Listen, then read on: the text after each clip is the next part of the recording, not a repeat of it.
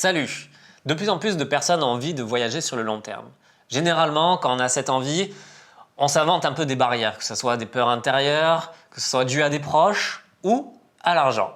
Dans cette vidéo, je vais résoudre les problèmes liés à l'argent. Alors en voyage, ce qui coûte généralement le plus cher, c'est le transport, le logement ou la nourriture, plus les activités. Ça, on va dire, c'est du superflu. Mais la base pour voyager, transport, hébergement, nourriture. D'abord, il faut réfléchir comment voyager sur le long terme avec la situation actuelle. Maintenant que nous sommes dans une pandémie mondiale, que la crise sanitaire a atteint tous les pays, il est très difficile de voyager auparavant comme de nombreuses personnes pouvaient faire. Je pense notamment aux billets de voyage tour du monde que certaines compagnies peuvent proposer. Ce sera très compliqué dans un premier temps, étant donné que les conditions sanitaires dans tous les pays sont différentes, que les conditions varient, et de passer d'un pays à d'un autre, c'est très compliqué. Mais au-delà de ça, les billets tour du monde, même avant la crise, c'était clairement une arnaque. Tu payes beaucoup plus cher en prenant un billet tour du monde qu'en prenant des billets de manière ponctuelle pour aller d'un point A à un point B et d'un point B à un point C, au fur et à mesure de ta volonté et de tes souhaits au cours de ton voyage. Moi, ce que je fais pour prendre des billets de voyage pas chers, j'ai deux solutions. J'utilise Skyscanner et Google Flight. Google Flight, honnêtement, c'est le meilleur. Tu regardes un peu les combinaisons de voyages qui peuvent se faire. Par exemple, j'avais pu voir que pour à un moment donné, j'étais au Laos pour rejoindre l'Australie. Faire Laos, donc c'était Luang Prabang pour rejoindre Cairns en Australie. Si tu prends, on va dire, un vol direct, ça va te revenir directement à 800 € ou même plus, 1000 €. Si tu prends un vol faisant escale à Singapour, ça peut te revenir à 600 €. Et si tu cherches au fur et à mesure, je t'ai tombé sur un vol qui fait Luang Prabang, Thaïlande, donc Bangkok, qui m'avait coûté, je crois, 60 €. Et de Bangkok, j'étais resté 3 jours. Bangkok pour rejoindre Cairns, qui m'avait coûté 200 €. Donc tu vois que en faisant attention au vol que tu prends et à l'itinéraire que tu peux prendre, en étudiant ça sur Skyscanner ou Google Flight, directement tu pourras économiser sur ton billet d'avion. Mais comme je disais juste avant, on est dans une situation mondiale actuelle où il est très difficile de voyager comme ça d'un pays à un autre en faisant des transits, etc. En ce moment, l'idéal pour voyager, le plus responsable, c'est de faire le slow travel. C'est ce que j'avais fait notamment dernièrement en Amérique centrale. C'est tu vas dans une zone géographique du monde et tu te déplaces avec les transports locaux, tu te déplaces en stop, tu dors chez l'habitant, etc. Tu vas lentement.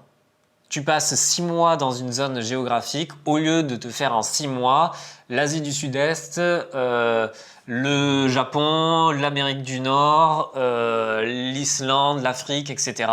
C'est possible de se faire, enfin dans la situation actuelle, non, c'était possible avant de se le faire, mais de 1, le bilan carbone, il est au top, et de 2, tu payeras beaucoup plus cher. Donc la solution la plus facile, c'est de rester dans une zone géographique ciblée longtemps pour minimiser le coût. L'autre solution, c'est quand tu choisis cette zone géographique, c'est de choisir une zone géographique où le budget quotidien sera très minime. Par exemple, l'Amérique centrale, j'avais un budget quotidien aux alentours selon les pays, par exemple le Mexique, on va dire, entre 30 et 35 €. Si tu prends un budget quotidien, par exemple au Laos, il y a un budget quotidien de 18 €. Par exemple, si tu veux voyager sur une période de 6 mois, tu calcules le budget que tu peux mettre à ta disposition Et comme cela, tu arriveras à réfléchir en fonction de tes envies et en fonction du coût de la vie sur place, quelle est la meilleure des solutions. Et c'est comme ça que notamment j'avais fait un mois en Birmanie pour seulement 350 € pour un mois. Une autre solution pour voyager pas cher, c'est de faire les PVT. Les PVT, c'est le permis vacances-travail. Donc d'aller dans un pays, l'Australie, ça se fait énormément en Australie ou au Canada, mais ça existe dans plein d'autres pays. Moi, je l'ai fait au Japon, tu l'as à Taïwan, Corée du Sud, tu l'as en Colombie, si je dis pas de bêtises, oui, Mexique, Colombie, oui, Colombie j'ai dit, Argentine, Pérou. Et tu as plein d'autres pays. Tu peux regarder sur le site internet PVTist, tu trouveras tous les pays concernés. Et c'est une bonne solution pour rester dans une ville, de s'imprégner de la culture locale et de ne pas dépenser énormément d'argent, voire même d'en gagner. Alors maintenant, avec la situation actuelle, tous les PVT de tous les pays ont été suspendus. Aux dernières nouvelles, il reprendrait courant 2021, peut-être pas avant juin 2021. Donc voilà, tu peux commencer à te renseigner éventuellement par rapport à ton âge, parce qu'il y a certaines conditions, il faut avoir moins de 30 ans, moins de 35 pour l'Australie. Donc voilà, c'est une solution, pas immédiate, mais peut-être à partir de juin 2021, tu pourras postuler pour un PVT. Toujours dans l'idée de travailler en voyageant, il y a la solution de faire du woofing en ferme. L'idée, c'est d'aider dans des travaux, de nettoyer, de réaliser un projet dans une ferme en échange d'un hébergement et de nourriture. Aussi, ce qui peut se faire, c'est de travailler dans des auberges de jeunesse, dans des gîtes, des hôtels, en échange de l'hébergement. Concernant l'hébergement, l'une des solutions, c'est le couchsurfing. Alors, à l'heure actuelle, pour être honnête, vu les conditions sanitaires, je ne pense pas que ce soit la meilleure des solutions de faire du couchsurfing. Mais quand tout était bien et quand tout ira mieux, le couchsurfing, c'était une bonne solution pour dormir chez les gens gratuitement, mais aussi pour échanger. Parce que l'idée, ce n'est pas forcément d'être sur du gratuit et d'être hébergé gratuitement, mais d'être sur de l'échange, c'est-à-dire cuisiner par exemple pour les gens, aller acheter à manger, leur préparer une spécialité française et faire découvrir, je ne sais pas, les crêpes par exemple à des Laotiens.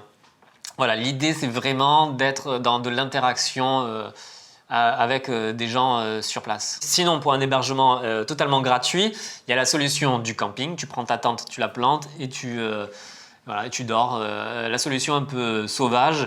Alors dans certains pays, il faut payer absolument et il faut aller dans des zones réglementées pour faire du camping. Ça, tout est variable. Par exemple, en Nouvelle-Zélande, c'est ce qu'il faut faire.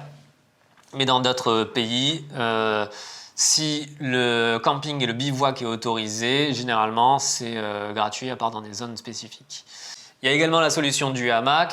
Tu prends ton hamac, tu le plantes entre deux arbres, tu t'allonges et bim, c'est gratos. En ce qui concerne la nourriture, tout dépend de la zone géographique où tu voyages. Par exemple, en Asie du Sud-Est, les restaurants, c'est vraiment bon marché. C'est pour ça d'ailleurs qu'il n'y a pas de restaurants dans les auberges de jeunesse en Asie du Sud-Est, parce que tout le monde va dans les restaurants pour 5 €, tu as un festin. Dans d'autres pays comme l'Australie, la Nouvelle-Zélande, le Japon, l'Amérique du Nord, l'Europe, il est préférable de cuisiner dans le logement où tu te trouves. Tu vas acheter tes produits au marché et tu cuisines toi-même et ça sera beaucoup moins cher. Une solution aussi, ce sont les marchés locaux. Tu te rends dans un marché local, généralement, comme en Amérique latine, il y a des emplacements pour manger sur place des plats. Généralement, c'est très bon. Les conditions sanitaires, des fois, bon, faut regarder, hein. Mais c'est très bon, bouffe locale et généralement pas cher. Une autre astuce, c'est de voyager hors saison. Les prix, généralement, quand c'est la haute saison, ça grimpe, un peu comme sur la Côte d'Azur l'été en France. Dans certaines zones, soit les billets d'avion, soit les hébergements sont beaucoup plus chers dans les hautes saisons. Donc dès que tu voyages en basse saison, tu payes beaucoup moins cher pour l'hébergement, pour les transports. Et surtout, les gens prennent plus de temps pour échanger avec toi parce que généralement, dans certaines zones géographiques, les personnes font leur chiffre d'affaires sur juste une période de l'année. Donc, ils doivent être concentrés à 100% sur leur business à ce moment-là. Et du coup, généralement, il y a beaucoup moins d'interactions. Alors que si tu vas dans la période des moussons, par exemple en Thaïlande, les gens sont beaucoup moins pris. Il y a moins de monde, par exemple, dans un gîte. Et du coup, les personnes prendront plus de temps avec toi pour échanger, te faire découvrir un peu des coins, te faire comprendre la culture locale, etc. Et la dernière solution que je recommande, c'est de préparer son budget en amont. Généralement, on se prévoit une enveloppe et si on ne se prévoit pas de budget quotidien, souvent on a de mauvaises surprises à l'arrivée. Moi, ce que je fais, c'est que j'établis un budget quotidien. Et selon si je le dépasse ou si je suis en dessous, j'ajuste pour les jours suivants, je sais mon budget. Exemple, au Mexique, on peut se fixer un budget de 30 € par jour. Moi, ce que je fais, c'est que j'applique une marge d'erreur de 10%. Donc, on va mettre 33 € par jour au Mexique. Et à partir de cette valeur de 33 € par jour, selon ton budget, tu arriveras à déterminer le nombre de jours où tu peux voyager au Mexique, tout simplement. Et on va être bateau, si tu as 330 €, tu voyages 10 jours au Mexique. Donc voilà, cette solution te permet de ne pas avoir de surprise à l'arrivée en suivant attentivement ton budget, voire en mettant à jour sur des applications ton budget quotidien. Voilà, j'espère que mes conseils t'auront aidé. Si tu as d'autres conseils pour voyager pas cher, n'hésite pas à les laisser en commentaire. Au passage, n'hésite pas à t'abonner à ma chaîne YouTube No Travels et je te souhaite de bons voyages. Ciao!